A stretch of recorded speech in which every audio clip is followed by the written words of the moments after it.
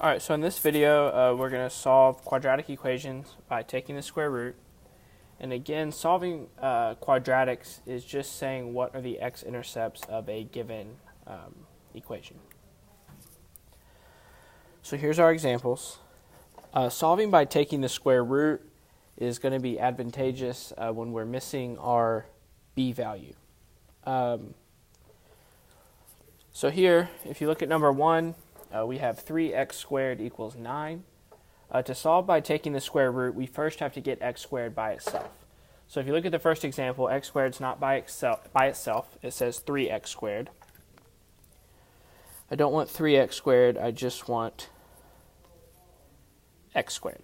So I need to divide both sides by 3, which tells me that x squared equals 3. Then, solve by taking the square root means that we are going to take the square root of both sides. So, the square root of x squared is just x, and when we're solving algebraic equations, our goal is to get x equals. So we square root x squared to get x. The square root of 3 is not a pretty number, so we're not going to write it. We're just going to leave it the square root of 3. Unless we're taking the square root of 9 or something, a pretty number where we get an integer value, we're just going to leave it in radical form is what that's called. All right. Second example. Again, we need to have x squared by itself. So this 9 is in the way, so we need to move 9 to the other side. That gives me x squared equals 9. Once x squared is by itself, we square root the left side, square root the right side. And the square root of 9 is an integer, is a whole number. So the square root of 9 is 3, so my answer is plus or minus 3.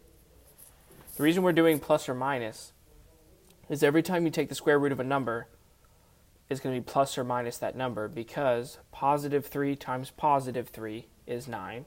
So plus 3 is an answer. And then negative 3 times negative 3 is also 9. So my answers are positive 3 and negative 3.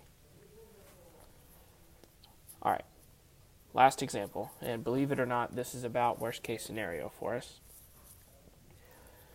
So we need to get x squared by itself. So we need to move 16 over.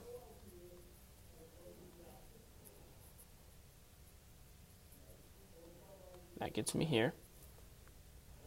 Then I need to divide by 2 to continue getting x squared by itself. Oops, getting ahead of myself. Equals 8. Now I need to square root, and x equals plus or minus the square root of 8.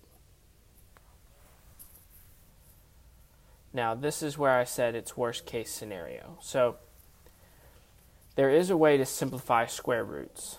On a test, if I have you write the answer, I'll probably be forgiving about this. But if I give you answer choices, I'm going to have the proper answer.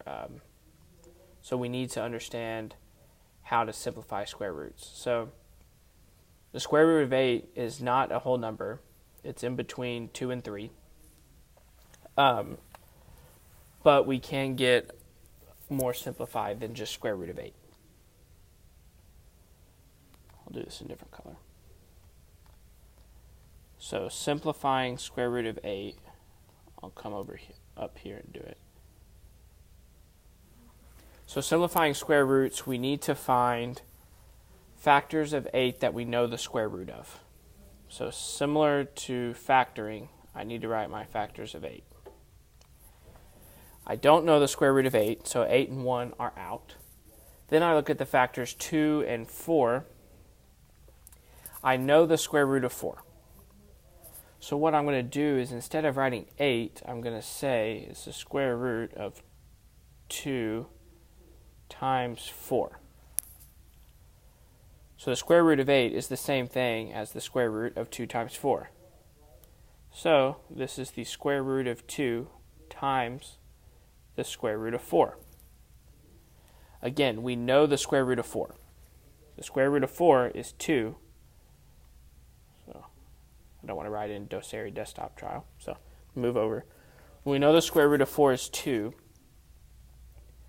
So it's 2 times the square root of 2, plus or minus, of course.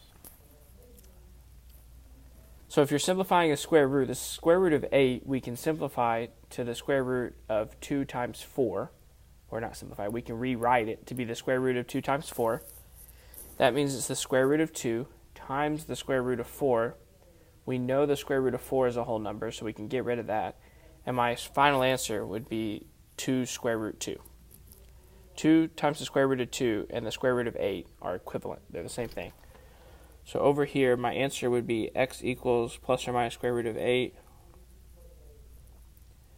So that would be my actual answer.